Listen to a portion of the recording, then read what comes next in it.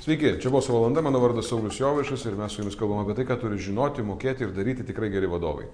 Ir jeigu neklystu, pirmą kartą šitą laidą atsiras eteryje tarp kalėdų naujų metų.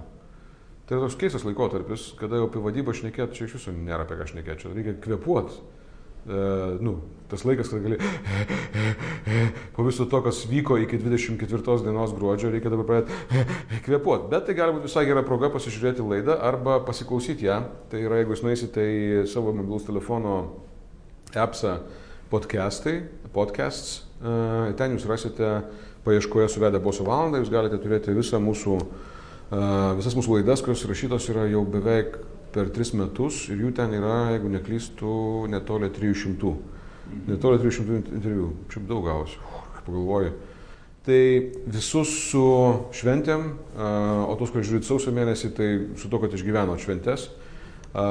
Ir kažkaip norisi priminti žmonėm, kad rašykite mums ir rašykite klausimus, rašykite temas, rašykite žmonės, kuriais norite, kad būtų pokalbiai, nes mes atrodo vis dar gyvi šitame ir būsim dar kurį laiką. Ir mailas mano yra saulius.jovaišas be lietuviškų vadovavimas.lt. Tai va, o šiandien aš turiu savo pašnekovą, svečią, Rimą Varanauską. Ir aš labai tikiuosi, kad Rimas pasakys, kas jūs toks. Rimai, kas jūs toks? Na, jau buvo pasakyta, esu Rimas Varanauskas. Čia kaip minimum, tai. Ja, tai ir šiaip yra tokia akcinė bendrovė Freda, esu valdybos pirmininkas ir akcininkas. Dar yra Baltic Financial Components kompanija, taip pat esu akcininkas ir valdybos pirmininkas, dar keletą įmonių. Tai tiesiog esu kaunietis, esu verslo atstovas. Irgi, kaip ir jūs, gruodį bėgu. Ja, tai ačiū, kad užbėgot pas mus. Matyt, kaip sakyt, nebus 13 mėnesio metuose, bet kartais jis nemaišytų, matyt. Bet jau šventės, taip sakykime, kaip ir praėjo, tai visus, kaip ir kolega minėjo, su šventėm. O pas jūs kas gerai, važiuojame į priekį. Smagu, važiuojame į priekį, čia toks yra geras dalykas. Šiaip mes pašnekėjom visai neseniai su Aurelijum Katkevičium, kad verslas iš esmės yra labai optimistinis reiškinys. Vis tiek mes, jeigu esame versle, mes tikime, kad bus gerai, nes kitaip mes nedarytumėm verslo. Jūs esate kelių įmonių, kelių verslų akcininkas ir aš jūs pasikviečiau pirmiausia turbūt dėl tos priežasties, kad man norisi pašnekėti apie akcininko vaidmenį, bet kol aš ten nueisiu, aš išsiduosiu, kad aš turėjau malonumą šiek tiek padirbėti su jūsų Freda. Ir aš mačiau tokį labai, sakykime, netipišką santykį darbuotojų į jų pagrindinį akcininką ir valdybos pirmininką. Ir čia jūs galite kuklintis, nesikuklinti, čia jau reiškia jūsų reikalai, bet aš tiesiog iš vidaus aš mačiau, kad jie žiauriai gerbė jūs. Aš jau šiek tiek raudonuoju, bet... Bet jūs nesimato, kad primas yra, reiškia, uždėtas, tai jūs gerbė. Ir dar tie žmonės apačioje, jiems nėra ko prieš mane, dažnai man žmonės priešingai pasako dalykų, kurių nepasako savo vadovam, o apie jūs kalba labai gerai. Ir kas čia yra? Kaip čia apie akcininką, kapitalistą, išnaudotoją gali kalbėti gerai žmonės? Kodėl taip yra? Na, tai matyt yra, taip, aš galvoju, kad tai yra, taip ir turėtų būti. Okay. Tai turėtų būti natūrali būsena bendravimo verslo su bendruomenė, su darbuotojais. Taip ir turėtų būti. Jeigu yra kažkur kitaip, tai taip kažkas neturėtų, kažkas yra neteisinga. Ir kas yra verslas? Na, tai vis tiek jau verslas yra nemažas, tai keletą šimtų darbuotojų. Ir, na, kas yra mūsų darbuotojai? Jie taip pat yra kažkokių bendruomenių dalis, šeimos ir visa kita. Na, ir mes privalom, ir aš galvoju, kad mes per kiek čia tų keletą dešimtmečių mes einam į priekį ir iš tikrųjų tas požiūris į darbuotoją jis keičiasi. Ir aš galvoju, kad na, šiuo atveju, na, labai čia nesigiriant, bet na, mano tokia filosofija. Tiesiog, jeigu pasakyti keliais žodžiais, žmogų, darbuotoją reikia mylėti. Nuoširdžiai, ne ten kažkokiais ten pasimaivimais ar kažkokie lozungais ar panašiai. Tai kiekviename yra žingsnėje. Ir tai nėra vien atlyginimas. Žinoma, atlyginimas taip pat yra svarbu. Bet, na, kiekvienas žmogus turi galimybę ir teisę, jeigu aš einu ar per cechą, ar kažkur jis gali ateiti paklausti. Visada su juo bus pasisveikinta, jis visada bus išklausytas. Tai tiesiog yra natūrali būsena ir tokių kompanijų iš tikrųjų yra daug, jų daugėja. Taip, jų daugėja, sutinku. Jo, ir tai veda mus į priekį. Jo, o tai darbuotojas jis yra, jis toks pat kaip aš, kuo jis darbuotojas nuo manęs skiriasi. Jo, bet palaukit, bet čia yra, toksai, jūs kaip čia, jūs taip auklėtas, čia yra jūsų tokios vertybės, jūs taip sugalvojote, nes vis dėlto yra ta pagunda tam tikrą prasme, natūrali žmogiška pagunda. Jūsų tarsi pusėje yra galia, kapitalas ir panašiai, ir dabar, žinai, kas jis ten, tas, žinai, ten operatorius arba, reiškia, valytojas ar kažkas tokio.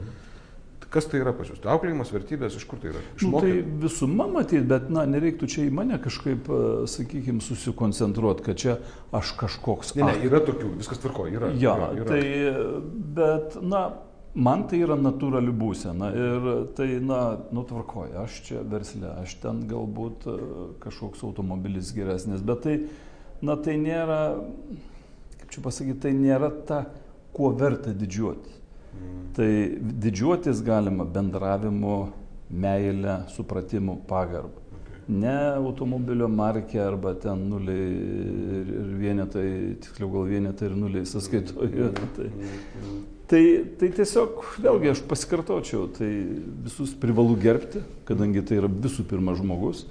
Nesvarbu, kad jis ar jis darbininkas, ar jis ten inžinierius ar kažkas, jis yra puikus, nuostabus, vienintelis žmogus ir man teko laimė šiuo metu dirbti su juo. Ir aš to džiaugiuosi. Aš manau, kad čia geras pasakymas ir ne tik dėl naujų metų, bet tiesiog labai sveikas dalykas. Jums, Fredai, sekasi gerai. Jūs atidarinėjat naują fabriką. Taip. Kodėl jums gerai sekasi? Yra buvę ir sunkesnių laikų, kas yra natūralu ir tas, sakykime, versle taip nėra, kad ten eini tik tai viršų ir tik tai gėris matyti tada ir būtų. Požiūris gali ir sugesti, jeigu visą laiką yra, bet šiaip vėlgi tai yra puikus kolektyvas. Visose lygmenyse, tiek, sakykime, tas vadovų komanda, tiek vidurinis vadybinis lygmuo, tiek darbuotojai, darbininkai ir tai nėra tas darbininkas kažkoks jau ten lygtai jau kažkoks prastesnis. Nuoširdžiai sakau, žmonės visi lygus, kadangi visų pirma yra žmonės. Ir jeigu su žmogum, su darbuotoju taip elgiamas, jis taip pat atiduoda save visą. Ir, aš dabar nepasakysiu tiklių skaičių, bet, sakykime, pas mus darbuotojų kaita gal kokie nesiekia 2%. Kas tai yra? Tai yra natūrali kaita. Ir, Lietuvoje taip nebūna. Ir iš kitos pusės, žinot, kai keli šimtai visokių ir žmonių, ir darbuotojų yra, tai ir ta kaita dar didesnė dalim dar būna mūsų iniciatyva. Dar kas labai svarbu, tiesiog, jauti, jeigu žmogus ne čia pataikė, tai tiesiog pats tas kolektyvas kažkaip tą žmogų išstumia. Jo, jis kažkaip pats susipranta, panašu, kad aš ne čia pataikiau. Yra toks posakis, kaip sako, kiekvienas karosas turi surasti savo prūdelį. Tai matyt, tie žmonės ir surado tą prūdelį, tame tarpe ir aš. Gerai. Ja. Taip, aš negalvoju. Prūdelis nelietuviškas, tvenkiniukas. Tvenkiniukas. Aš kažkaip tai nebijau, man patinka ir prūdelis, kadangi tikrai prūdeliais mes juos vadinam, tai matyt velnias. Bet pakalbėkime apie jūsų prūdelį, kuris yra akcininko prūdelis. Ir tai yra tokia specifinis vaidmuo akcininko.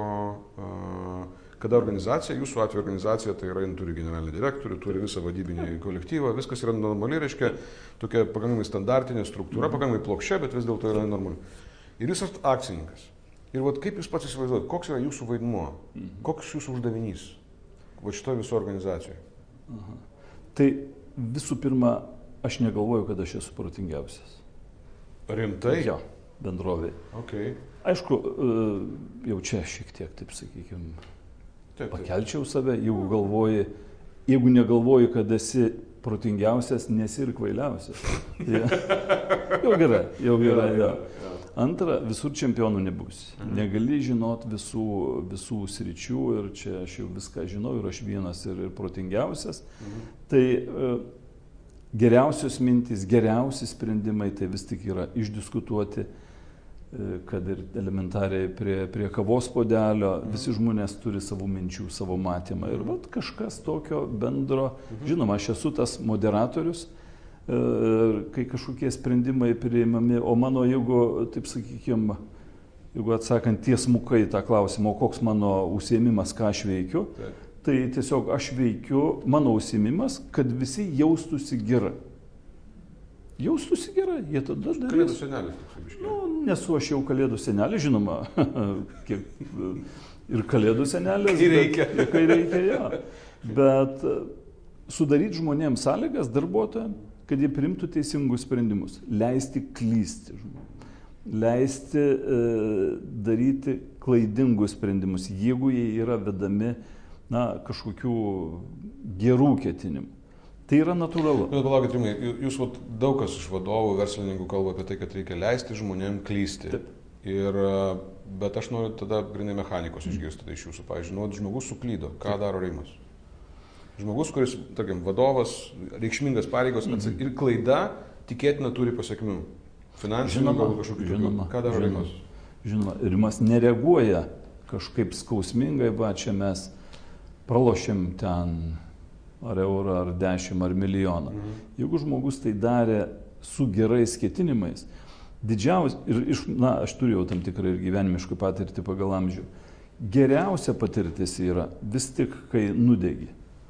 Ne, kaip sėkmė, tai čia visi sėkmė, mes jau čia kiečiausi esam. Bet vis tik ta patirtis labiau ateina, kai kažkur nusidilgini. Tada kažką permastai, pažiūri, kiti darbuotojai taip pat. Taip, kad klysti yra žmogiška, nesu aš čia originalus. Taip, už klaidas reikia sumokėti. Okay. Ja, ir tai dabar jau kažkas suklydo ir aš jau dabar ten švaistysiuosi kažkokiu tai sprendimais negerais, tai... Gerai, tai kiek kartų pas jūs gali žmogus suklysti? Aš manau, kad mes suklystam kiekvieną dieną, nes kažkoks sprendimas, kad jis ir mažas, didelis, netaip svarbu, šiandien aš pirmiau sprendimą esant kažkokiom aplinkybėm, bet tos aplinkybės jos pasikeitė rytoj, arba net šiandien jos gal vakarėjau pasikeitė. Ir išaiškėjo, kad mano tas sprendimas, gal nes toks jis jau čia ir geras. Tai jau galima vadinti kaip klaida, tai čia mes, tai yra gyvenimas. Bet žiūrėkit, dauguma, gal ne dauguma, čia gal negeneralizuosiu, bet tikrai yra tokių įmonių savininkų arba akcininkų, užimančių valdybos pirmininko pareigas arba dominuojančių organizacijoje, kur jeigu jo vadovas, jo pavaldinys, kuris yra vadovas, padaro klaidą, tai natūrali reakcija tokio žmogaus yra, reiškia, staigiai eiti, taisyti tą klaidą, pačiam perimti valdymą, pačiam perimti kontrolę ir panašiai.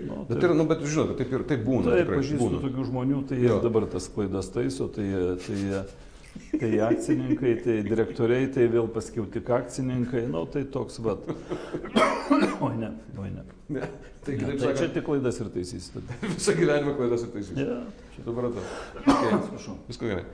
Ir aš dar vienas toksai tarsi akcininko vaidmuo vis tiek, kaip ten bebūtų, verslo, gal nereikia sakyti gal tikslas, bet, sakykime, verslo paskirtis yra didinti vertę, kaip ten bebūtų. Natūralu, tai yra pelnas, taip užrašyta, Po nepriklausomybės priėmėm sprendimą eiti į rinkos ekonomiką, tai priėmėm ir tas dogmas, taip sakykime. Natūraliai, jo. Ir tada šitoje vietoje verslo vertės didinimo kontekste tas akcininkas, jis yra realiai didėja jo vertė, tą vertę, kurią jis turi. Ir čia yra, jis yra šalia, jis mato, kad tai vyksta kažkaip tai. Ir kaip čia pasakyti, kaip išlikti šalia, kaip išlikti tuo akcininku, kuris vis dėlto leidžia klysti ir elgtis su jo, grubiai kalbant, jo turtu, jo pinigais, kitiems žmonėms visai ten kažką daryti. Ir aš suprantu, kad jums tai yra natūralus klausimas, jūs tik labai natūraliai tai atsakinėjate, bet vis dėlto, tarkim, jeigu aš šiandien turiu kioskelį ir tam kioskelį pasodinau pardavėją, taigi pardavėja, taigi su mano pinigais, jinai ten, reiškia, varto kažkaip ten, gali pavogti, gali apskaičiuoti, apsiskaičiuoti, gali ten kažką parduoti alkoholį, reiškia, nepilnamečių, dar kažkas tokio, yra rizikos visokių faktorių. Ir tu dabar, kaip jau tiesiog, tai aš tavim pasitikiu, eik pardavinėk. Gal čia klausimas apie tai, kaip pasitikėti žmonėm, matot, tas matyti tą verslo vertė, tai telpa daug kas.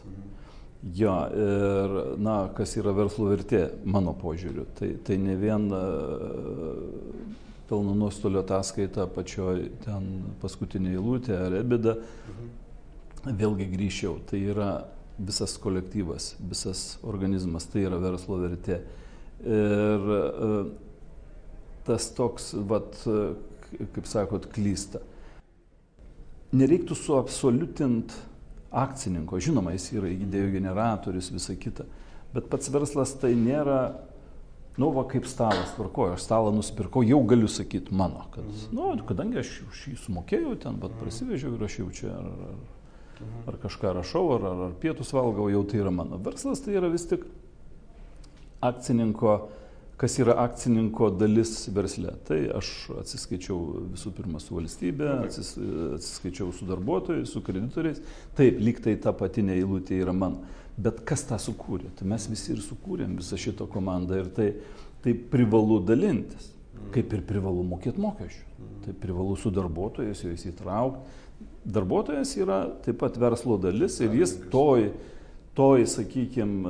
verslo vertė yra tam tikra jo dalis. Kiek jis prisideda, kiek su juo yra sutarta, ar jis ten yra, sakykime, pirmas asmuo, ar jis ten, kaip sakau, tam viduriminiam lygmenį, bet jis kiekvienas tam versle turi savo dalį ir, taip ir einama į priekį, kadangi jis yra verslo dalis. Man patinka šis jūsų mintis apie tai, kad darbuotojas, kaip ir turbūt kiti kažkokie tai subjektai arba tai vadinasi stakeholderiai, jie yra dalininkai verslo iš esmės. Žinoma. Bet taip, žinot, viskas, kadangi pas mus labai gražiai gaunasi, tai norisi biškai kažkokio tokio skonio. Tai kas yra jums kaip valdybos pirmininkui, kokie didžiausi iššūkiai yra? Kas yra tokia... Ir nebūtinai kalbant apie konkrečiai Fredą, mes kalbame generalizuoti, ta prasme, yra tų įmonių daugiau, bet tiesiog, yra funkcija, akcininkas, valdybos pirmininkas, kokie yra mano iššūkiai? Tai visų pirma aplinka, verslo aplinka yra didžiausia. Konkurencija?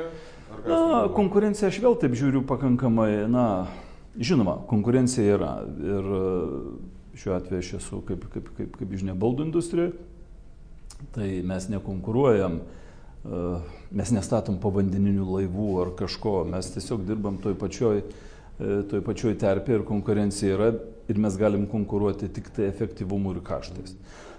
Vienintelis kelias. Ir žinoma, čia yra iššūkis ta konkurencija. Antra, tai yra, čia gal daugiau yra ir sakykime, kažkiek ir Lietuvos specifikos, nelendo šį į politiką, nepagalvokit, bet turime mes tam tikrų nesutvarkytų dalykų Lietuvoje ir tą reikia tvarkyti ir mes tą bandom įtakoti per mūsų asocijuotas struktūras ir galvoju, kad mes taip pat ir čia judam į priekį. Kas daugiau, tiesiog iššūkiai, sunku net apibrėžti. Tai supratau, iššūkiai jums tiesiog yra darbo dalis ir tiek žinių, važiuoju savo ir tiek. Tai gerai, tai pašnekėkime apie jūs tada šiek tiek, aš jūs turiu, draugiškai pakamantinėsiu. Turit mėgstamą nesėkmę? Žinot, toks dalykas būna, kada pralaimi, atrodo, patiri nesėkmę, o paskui praeina laikas, gal metai, gal 10 metų, tu supranti, kad čia buvo iš tiesų ne nesėkmė, o greičiau laimėjimas. Matyti yra buvę, aš grįžčiau prie tos temos, prie to pasakymo, šiandien aš padariau kažkokį sprendimą, aš jį nedariau dėl to, kad man būtų blogai. Ne vienas taip nedarom, aš padariau kažkokį sprendimą, bet pasirodo, aš suklydau, nes kadangi ten aplinkybės kažkas pasikeitė ir panašiai, taip pat ir su nesėkme. Aš šiandien, kaip pavyzdys, arba vakar patyriau kažką nesėkmę, bet paaiškėjo po kažkiek laiko, kaip ten viskas gerai pasirodo gavosi. Tai aš vadovaujuos tokiu principu. Visi nemalonumai yra trumpalaikiai. Visi. Tai jeigu šiandien atrodo, blogai kažkas, tai yra taip trumpa, kad rytoj pasirodo vėl saulė patikė. Įmanoma tokį požiūrį išsiugdyti, ar jisai daugiau iš prigimties? Tas aišku ateina kažkiek ir su gyvenimiška patirtim, nori, nenori, bet aš knygų tą temą paskaitęs. Save paugdęs. Jo, esu iš tikrųjų save paugdęs ir yra buvę kaip ir kiekvieno žmogaus ir sunkių periodų, ir versle, ir gyvenime. Tai tiesiog visada pateka saulė, visi nemalonumai trumpalaikiai. Gerai. Jeigu šiandien, žiūrėkit, mūsų auditorija gali būti įvairiai, mes nežinom, koks mūsų kiekis, dydis auditorijos kiek bebūtų, tai gali būti labai jauni žmonės, tai gali būti brandūs žmonės, kurie yra vadovai, kurie galbūt nori būti vadovais. Ir sėdi tenai kažkur tai anoje pusėje prie kompiuterio ar prie telefono jaunas žmogus, kuriam 20 keli metai ir jūs jau ta įgyta išmintis per patirtį, jinai jau tarsi ir suteikia teisę dalinti patarimus. Teoriškai gal čia nieko geriausia patarimuose, bet vis dėlto tarsi suteikia teisę. Ir va šiandieniniam 20 kelių metų žmogui, iš savo perspektyvos, kur jūs esate ten, kur esate, kokį patarimą norisi duoti? Jis nebūtinai turi būti teisingas, bet žinot, norisi, toksai būna, norisi. Tai neieškokit problemų. Kiekviena problema yra didžiulė galimybė. Kiekviena problema yra didžiulė galimybė. Tiesiog į kažkokį, neatsakytą klausimą, mane šiek tiek kartais, aš bendrauju gana nemažai su jaunimu, trūksta motyvacijos, ar ten, kažkokios problemos. Bet tai yra didžiulės galimybė. Didžiulės. Ir jeigu jam 20 metų, ar ten 25, tą gyvenimą, tą tokį aktyvų, ar verslo, ar kažkokį, kad ir samdomo darbuotojų, jo gyvenimas prasideda ir viskas prieš akis. Taip kad energijos, teisingo požiūrio, optimizmo, mes einam į priekį, mes einam didžiuliais žingsniais į priekį. Tiek aplamai žmonė, aišku, čia filosofuoju, taip kad tuo pačiu ir, kaip mane šiek tiek net piktina, kad kaip Lietuvoje blogai, atsisukim tą 20 metų, kur mes nuėjom. Tai mes ten daug aplenkėm ir... Bet žiūrėkit, Rimai, kaip save priversti atsisukti tos 20 metų į priekį? Ką atgal? Turiu galvoje, žinot, kada visas fonas, informacinis fonas, kaimynai ir aplinka kalba apie tai, kad lygina mūsų dabartinė situacija su ta situacija, kurio žmonės ėjo 200 metų, aiškiau, mes planuojam per 20 metų. Kaip prisiversti, atėjai, atsikėlė iš ryto ir kaip padaryti taip, kad nepatektum į tą liūną to viso informacinio negatyvo, kuris yra aplinkui, nes visus veikia. Tik vieni gali atsilaikyti prieš jį, o kiti ne. Kaip atsilaikyti? Požiūrio klausimą. Gerai, kaip įgyti tokį požiūrį, kad galėtum atsilaikyti? Žinau, kad kabinėjos, bet vis tiek. Jo, bet tai matyt, turi būti tam tikra kritiškumo dozė, tam tikrą kritiškumą. Čia kažkas blogai, čia streikuoja. Ar tai blogai? Ar tai blogai? Pažiūrėkime. Tiesiog, matyt, gal kažkiek aš ir turiu to tokio įgimto optimizmo, taip sakykim. Tiesiog atverkim akis ir pirminį priekį. Okay. Sunku čia išrašyti kažkokį receptą. Aš suprantu, jo, bet tarsi mes visi žiūrime į visuomenę, tarsi yra įpratus žiūrėti kažkur ten į tuos, kuriem, kaip jie mano, sekasi, nes daugelis žmonių, kurie dabar žiūri, galbūt, kuriem šiandien yra tai tokia biški duobė, galvoja, gerai, jam sekasi. Čia matyt, vis tiek kalbamės kažkuria prasme apie verslą, tai žinoma, verslas nebenuodėmės. Ir visko yra, ir buvo, ir ačiū Dievui, kad tas verslas jis toks, esu įstikinęs, skaidrėja, kultūringėja ir tas atsiranda, čia aš tikrai ne apie save šiuo atveju, bet tas toks atsiranda tikras elitas Lietuvoje ir versle tame tarpe.